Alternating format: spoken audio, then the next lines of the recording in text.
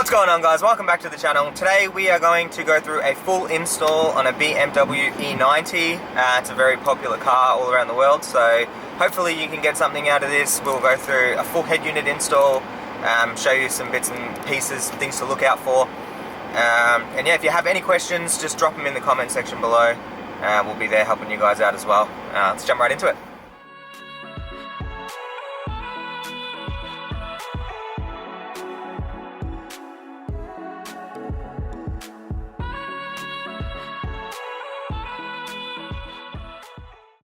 What's up, fam? Just coming over the top here with a little bit of commentary. So what Mark is doing now is removing the climate control, which is the bottom part of the dash right there. And as you'll see, he's just used a plastic panel removal tool and just popped it in there right behind the panel, and it comes out just like that. There's two plugs on there, very easy to remove. All right, so those little tabs slide out of the way, and then we pop it out. That's going to expose two screws, as well as a cage, but we'll get the rest of this unit out and we'll come back.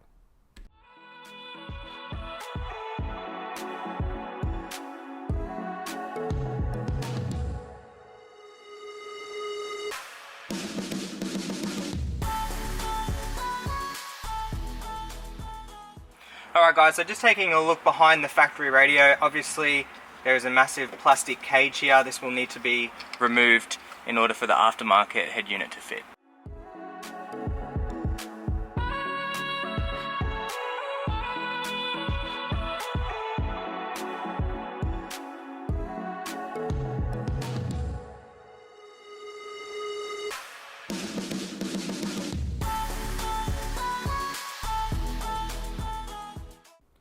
Now we've got the radio out, we can start looking at running some of the wiring that we need.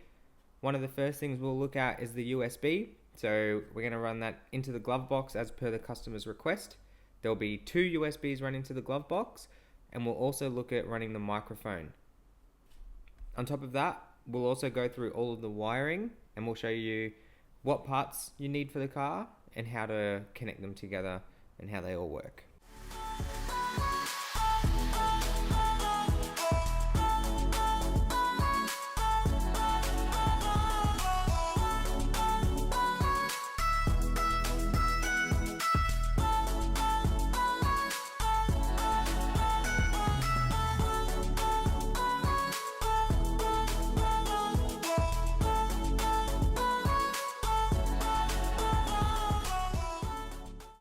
One of the next things we need to mount is the GPS antenna. So you can cheat and just stick it on top of the head unit. You can, there's a bunch of different ways you can mount it in here, but as you can see, Mark's actually removing the top vents from the top of the dash there. Now they just unclip, and then the GPS antenna sits right in there, and you can run the wiring down to the radio.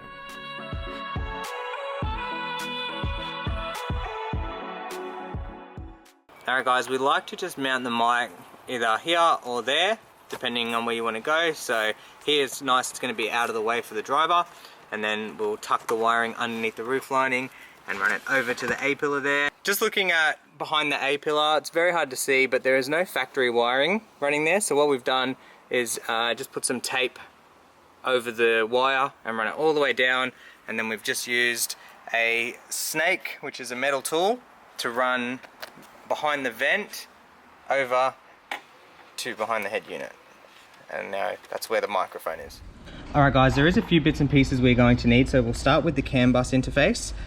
So this is made by Connects 2, it's sold by AirPro here in Australia.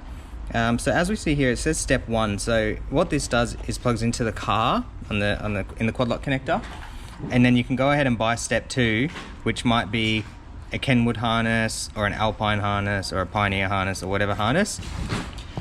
It's basically this side plugs into the car, leaves you with two plugs, which is referred to as the ISO plugs, and then if you buy step 2, it will have female ISO plugs, which will plug in and leave you with your harness. Now what we're going to do today is actually just chop the ISO off and hardwire the main harness plug that comes with the head unit. So today it's a Kenwood. You'll also notice here there is a long yellow wire with a fuse on it. this wire actually needs to get run all the way to the battery. So what happens in a lot of BMWs after about 2008 is the constant wire actually just turns off after, you know, it could be a couple of hours or so. And what will happen then is your radio will forget all of its settings. So every morning you jump into the car, you'll have to reset all your settings. So that's something that you have to be aware of. So we'll be running that to the battery in the boot of the car. That kit also comes with a speaker. So this is going to retain parking sensor chimes and door chimes and all the chimes. This is the steering wheel control module. So obviously that will retain steering wheel controls, which brings us to another part that we will need. Patch lead to suit Kenwood. So what this does is basically goes into one end of the module, so the module can talk to the head unit. Okay, so depending on the different resistances of your radio, you're going to get a different plug. In this case, it will just plug in to the steering wheel control wire, which is right there. So we can just connect those two wires together. Obviously that main harness has the other end, and so that will plug in like that, and we can make a nice little loom out of it. There's also another module here, so that will connect to this, and then that's the output for our chime. So this is using two twisted wires here, which is canbus, and we have power wires. Speaker will plug in, and then output will work that way. One of the other pieces we're going to need is an antenna adapter. So this goes from Farkra to standard antenna, we'll call it, and also the fascia. So I hope you can see that. I might bring that up a bit for you. So this is what the radio is going to mount to, and obviously cover up all the gaps and make it.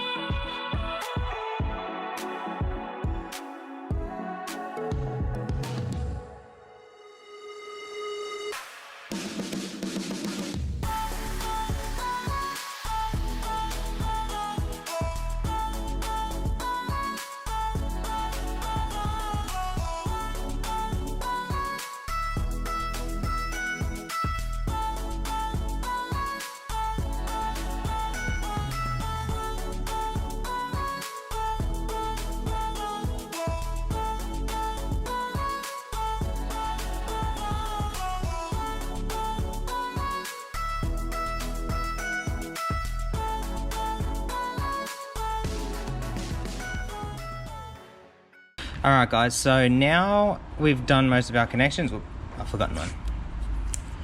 Okay, just tape up the ground. Now, as per one of our other videos, you can see here the park brake wire. We've just connected that directly to ground. We've had a lot of questions about that, whether it works or not. It 100% works. Okay, we do it a lot.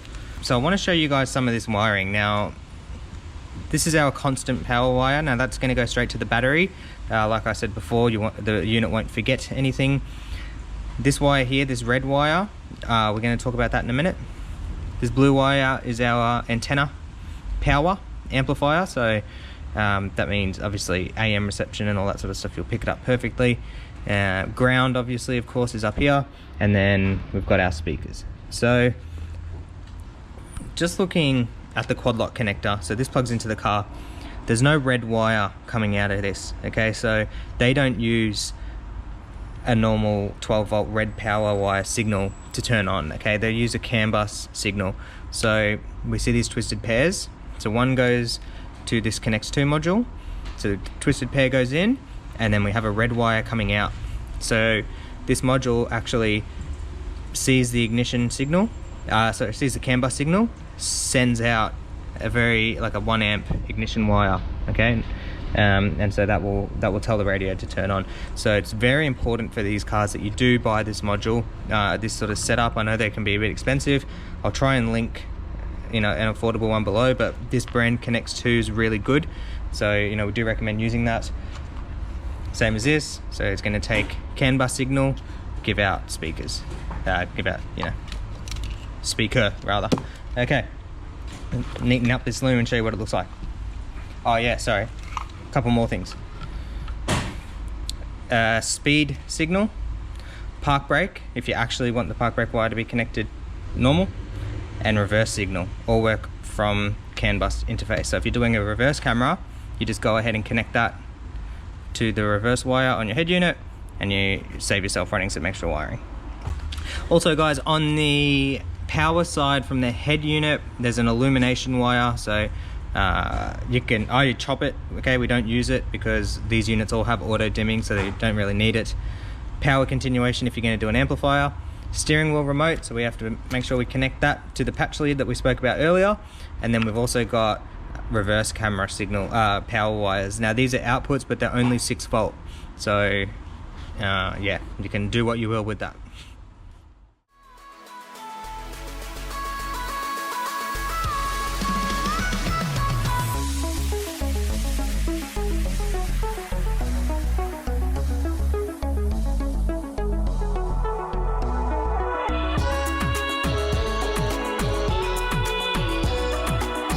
There we have it, a beautiful loom. So quad lock plugs into the car. This is going to get taped and extended and run all the way to the battery, and we do have our fuse obviously, which is a 15 amp fuse. One of the modules has been secured directly to the loom. All of our solder connections have been taped up. That's ready to plug into the unit. The other module is here, so that's actually going to get run and mounted behind the radio somewhere else, because it can be very tight in there, so we'll put some Velcro on here along with our little speaker. So these will go together behind the radio, this closer to the steering wheel, this wherever it fits, and that plugs in, and voila. So the climate control will come out of the factory panel. Okay, so you can see it's clipped in here. All right, there's a few clips all around. Then that will remove from this panel, and we can insert it into the new fascia. And then for the head unit side of things, it comes with the left and right bracket. Now, the way that this fascia works, it can be a bit of a pain. You do have to play with it. Okay, so what I mean by that is take the head unit out of its box, mount these brackets left and right, pop it into the car, and have a look at the depth and see if it needs to come in or out. And then using the brackets, you can obviously slide the unit backward or forward. So once you've got the head unit out of the box, you can go ahead and look for the screws that it comes with. In this case, Ken would have supplied some mounting hardware right here. Now the brackets from the fascia are labeled left and right, hopefully you can see. So left will obviously go on the left side. A good rule of thumb when mounting the bracket to the unit is to sort of see where the unit's line for the screen finishes, and then the rest of the chassis starts, and then line it up with the edge of the mounting bracket, just like that. And then that's a good starting point. So then if you know that the unit needs to go further back, you can obviously mount forward and vice versa. Looking at this climate control, you can sort of see the clips here, and then we can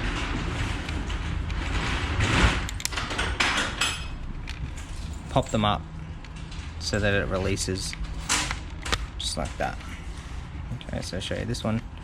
You just pop up that centerpiece, it releases.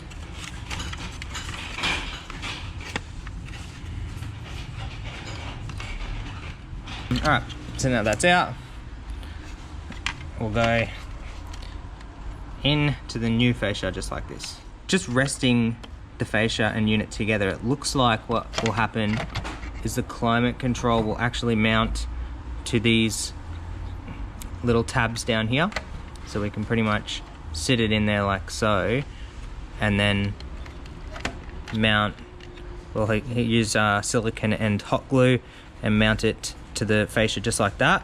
And the reason I'm assuming that is because on the back of the fascia there's nothing to mount it, so it literally just sits there. So obviously it's not supposed to just sit there, it's supposed to be mounted, and the way that that makes sense is underneath this fascia. So behind the head unit we've got main harness. This is the quad lock connector. This is the antenna farker here. We've already run one USB and the GPS antenna, which has been mounted higher on the dash. Now this is nice and simple.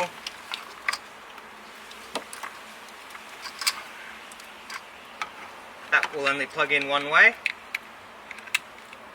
like so. As I said, this will get run over to the battery.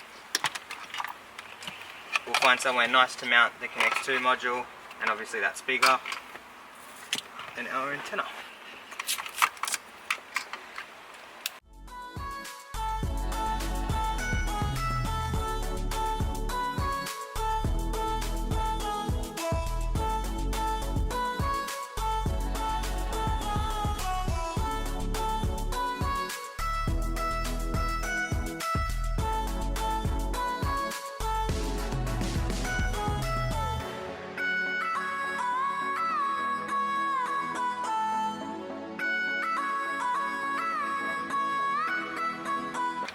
This is Mark, guys.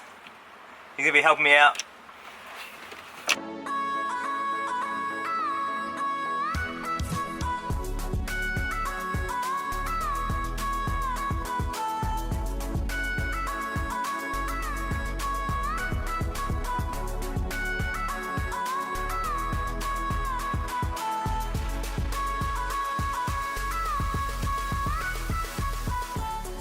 Alright guys, so that yellow wire which we're running to the battery, we've just pulled it down underneath here, so this bottom panel comes out with two Torx 20 screws. Is that right? Is it two?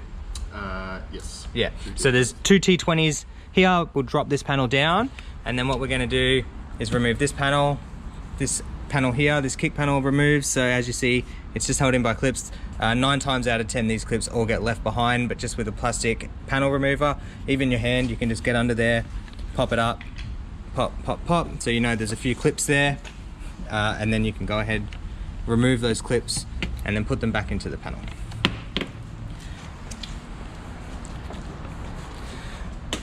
Same thing here, so as you see, it's right there. You can just start almost with your hand. Pop that up, all right, and so as you can see there, it has left the clip behind. Earlier I showed you how easy it is to remove this panel. As you can see, it does get hidden. Half of the panel is in the way, or the seat's in the way of half of the panel. So I'll show you how to remove the seat. Nice and easy. You're gonna pop straight up and then out. And we'll do that on the other side, and it will allow the seat to slide right out.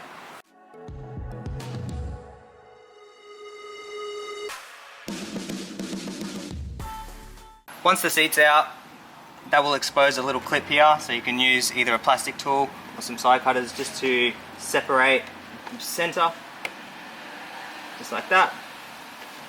Pop it out. So once again, we've removed this panel and it has left all of the clips behind, which is fine. They're very easy to get out. So these are the clips here. 1, 2. We can pop our plastic panel removal tool under there and just bring them straight up. You can also use side cutters or even pliers. That will allow access into here, and the battery is, oh, it might be here actually. There. So that's where we need to get our wire to, so you will need to extend it. There's no way that is going to reach.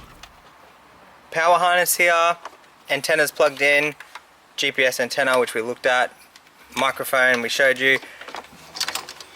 Both of the USBs have been run into the glove box. Alright guys, so just looking at a dummy fit for the head unit, we've sort of got it in place. Now there's two little notches on the side, so there's one here and there's one on this side, and what are behind those notches are two factory screw brackets. So basically what we want to do is sit it in place like so, put a couple of screws in it, and then mount the fascia and just see if it all sort of fits nicely, and if it does, then we can start looking at actually fitting everything. This is the second dummy fit, so we did have to move those brackets on the unit. So we've just actually brought the unit back a little bit, which means the brackets have come forward. Again, just 2 screws for now. And so what we're doing here is not putting the clips in. This clip will obviously clip into that, but while we're dummy fitting, you know, no clips, it just makes it a lot easier to play with. That's a lot better. So we see that pushes down. There's 2 little holes underneath the fascia, and so you will have to add your own new screws, just 2 very small screws, and then we can still see we've got plenty of coverage here. Even without the clips, they're sitting in nicely, so we can screw that down, clip that in, off you go, and obviously the climate control will mount as well.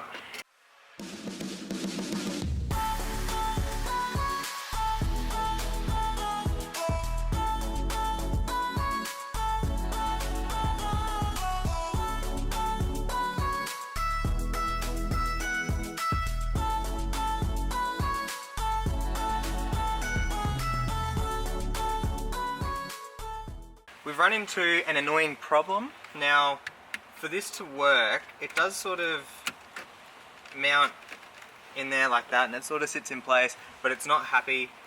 This fascia will sort of sit around it nicely, or nicely enough, but it doesn't push down far enough here, which means this has to go further back toward the front of the car. And so what it looks like we have to do is modify the factory climate control by removing these little tabs.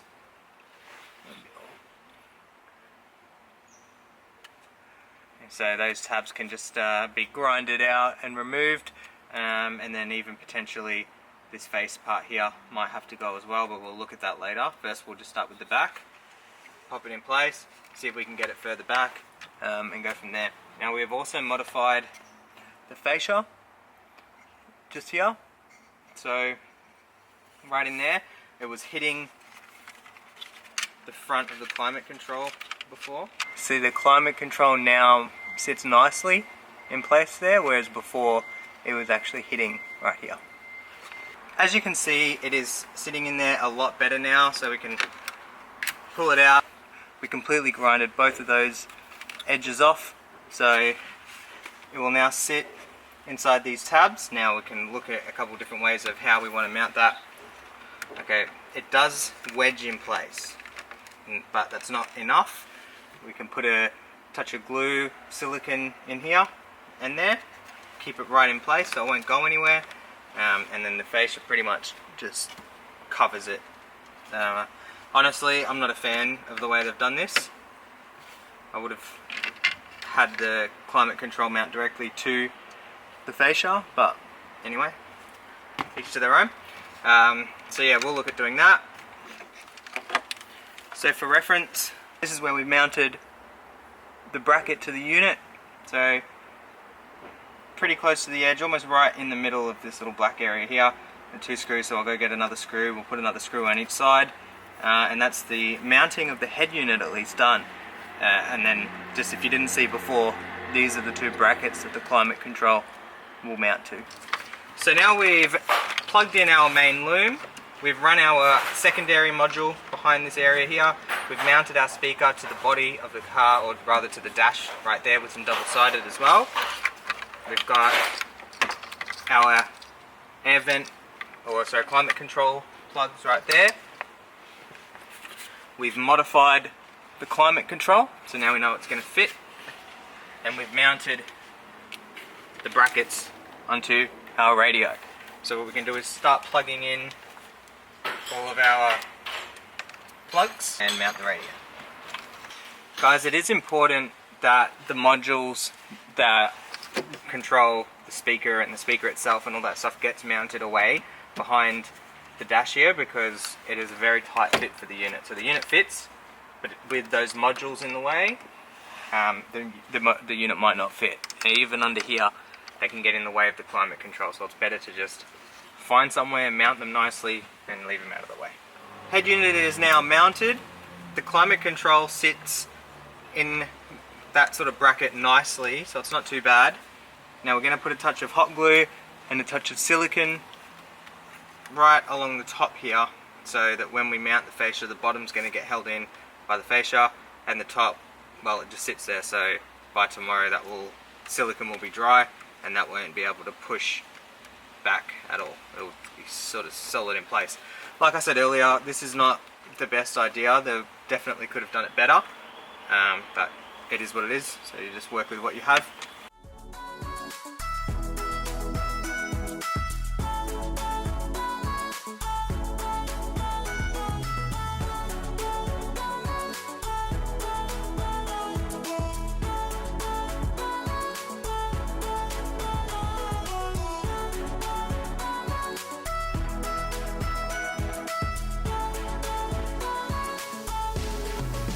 Little trick, guys, if you wet your finger before you touch the silicone, it won't actually stick onto you.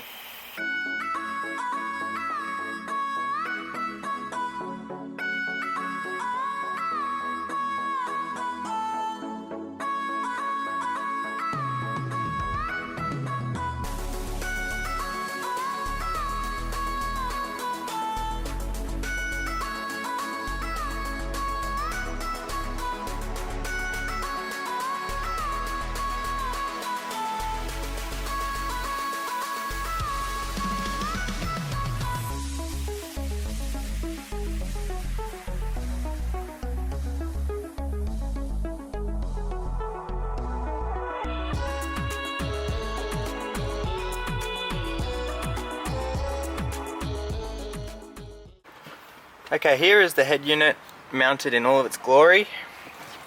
So as we see here, so we've got a nice finish down here. Now, as you remember, we do have the silicone hot glue behind there just to keep it in place.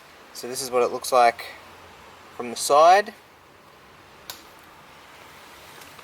That's what it looks like from that side. There's the two screws underneath. So these screws, hope you can see, there's one right there. They're made to actually screw into the dash, so they have to be done that way. But overall, looking good.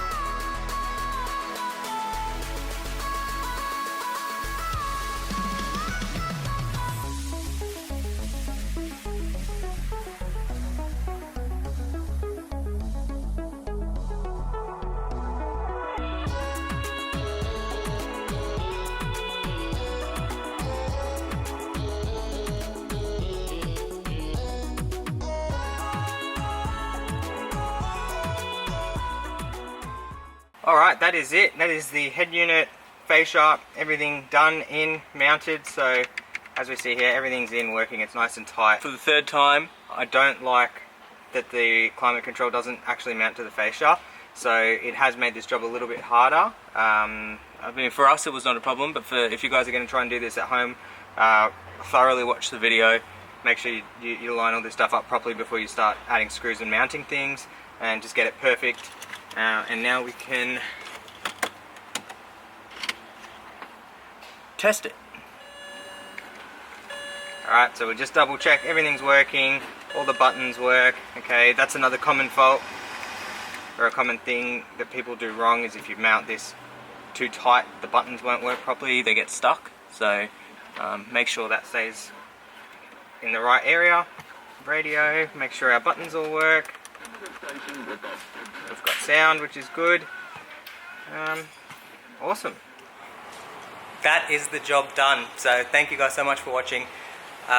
This is a pretty hard install, so if you don't have a lot of experience, I would not recommend doing this one on your own. If you've got a bit of experience and you've done this stuff before, definitely give it a crack. You know, the videos, everything's there, so you can obviously learn and watch the video, but yeah, overall, definitely not. Head units are usually pretty straightforward, pretty easy. This took a little bit of DIY, a bit of custom work just to make everything fit and work happily. The electronic side of things was pretty easy, pretty much plug and play, which was awesome. But yeah, so if you do give it a go, if you get stuck, comments it down below. You know, we'll be there helping you guys out as well. Yeah, like the video, subscribe to the channel, and we'll catch you in the next one.